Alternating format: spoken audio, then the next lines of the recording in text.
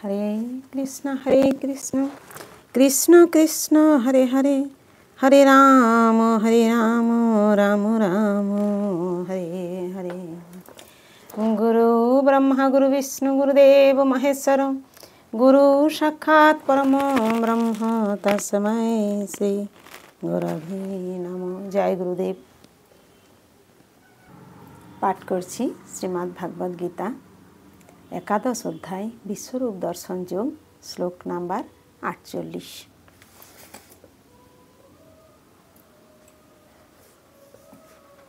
न वेद यज्ञा ध्यान नैर्न दानैर्न च क्रियाभिर्न तपोभिरुग्रैः एवं रूपशक् अहं निर्लोके द्रष्टुं तदेन्नेन कुरु प्रवीर।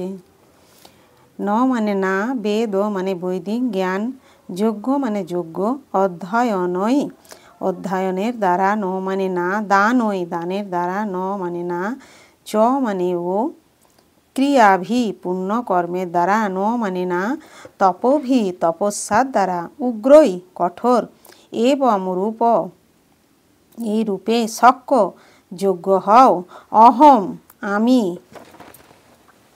নৃলোকে এই জড় জগতে, দ্রষ্টুম দর্শন করতে, তুমি ছাড়া, অন্যান্য অন্য কারো দ্বারা, কুরু প্রবীর হে কুরুশ্রেষ্ঠ।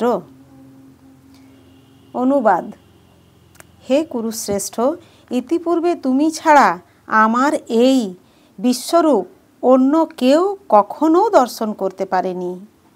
কেননা বেদ অধ্যয়ন, যজ্ঞ, দান, পুণ্যকর্ম ও কঠোর তপস্যার দ্বারাও এই জড়জগতে কেউ এই রূপ দর্শন করতে সমর্থ নয়।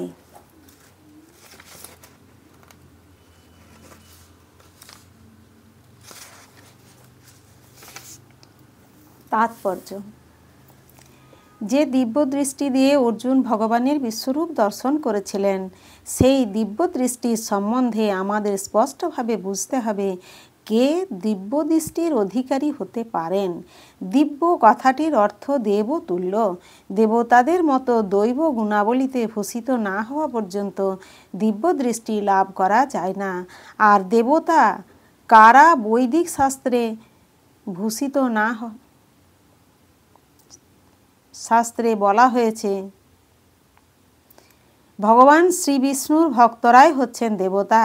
বিষ্ণু ভক্ত স্মৃত দৈব, যারা ভগবত বিদ্বেষী, অর্থাৎ যারা শ্রী বিষ্ণুকে বিশ্বাস করে না, অথবা যারা শ্রীকৃষ্ণের নির্বিশেষ রূপকেই পরম তত্ত্ব বলে মনে করেন, তাদের পক্ষে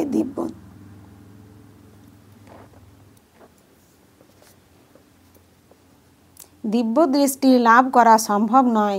শ্রীকৃষ্ণের নিন্দা করা এবং একই সঙ্গে দিব্য দৃষ্টি সম্পন্ন হওয়া কখনোই সম্ভব নয়। দৈব গুণাবলীতে বিভূষিত না হলে দিব্য দৃষ্টি লাভ করা সম্ভব নয়। পক্ষান্তরে বলা যায়, যারা দিব্য দৃষ্টি সম্পন্ন তারাও অর্জুনের মতো দর্শন করতে পারেন। ভগবদ্গীতায় ভগবানের বিশ্বরূপের বর্ণনা করা হয়েছে, যদিও অর্জুনের পূর্বে এই বিবরণ সকলের কাছে অজ্ঞাত ছিল। এখন এই ঘটনার পরে ভগবানের বিশ্বরূপ সম্পর্কে কিছুটা ধারণা করা যেতে পারে।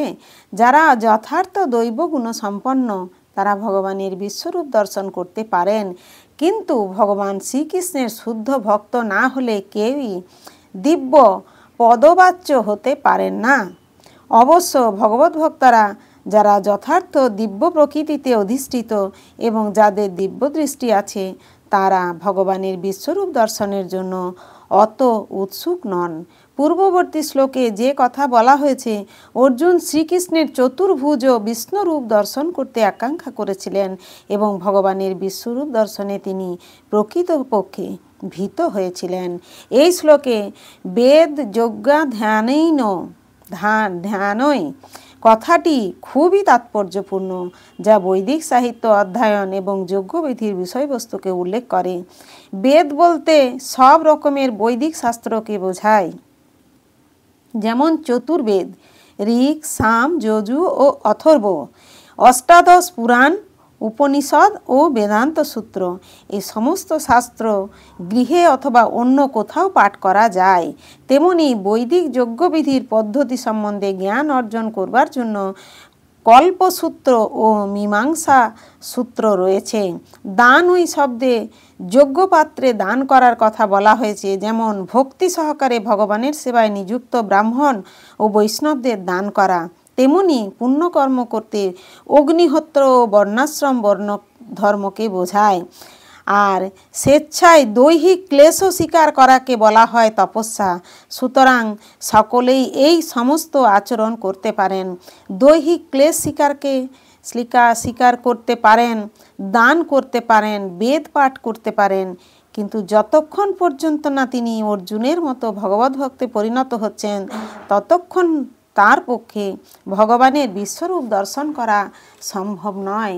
নির্বিশেষবাদীরাও কল্পনা করেন যে তারা ভগবানের বিশ্বরূপ দর্শন করছেন, কিন্তু ভগবদ্গীতা থেকে আমরা বুঝতে পারি যে নির্বিশেষবাদীরা ভগবত ভক্ত নন, তাই তারা ভগবানের বিশ্বরূপ দর্শন করতে অক্ষম। অনেক মানুষ আছে যারা অবতার তৈরি করে, তারা ভ্রান্তভাবে কোনো সাধারণ মানুষকে ভগবানের অবতার বলে দাবি করে, কিন্তু এগুলি নিতান্তই মূর্খতা। আমাদের ভগবদ্গীতার আদর্শ অনুসরণ করতে হবে, তা না হলে পূর্ণরূপে দিব্য জ্ঞান লাভ করা সম্ভব হবে না। যদিও ভগবদ্গীতাতে ভগবত তত্ত্ব বিজ্ঞানের প্রাথমিক স্তরের শিক্ষা বলে মনে করা হয়, তবু এটি এতই নিখুঁত যে তা পুঙ্খানুপুঙ্খভাবে প্রকৃত তত্ত্ব সম্বন্ধে জ্ঞান অর্জন করার যোগ্যতা প্রদান করে। কোনো নকল অবতারের অনুগামীরাও বলতে পারে যে তারাও ভগবানের দিব্য অবতার বিশ্বরূপ দর্শন করেছেন, কিন্তু তাদের সেই দাবি গ্রহণযোগ্য নয়, কেননা তার এখানে স্পষ্টভাবে বলা হয়েছে যে শ্রীকৃষ্ণের ভক্ত না হলে ভগবানের বিশ্বরূপ দর্শন করা সম্ভব নয়।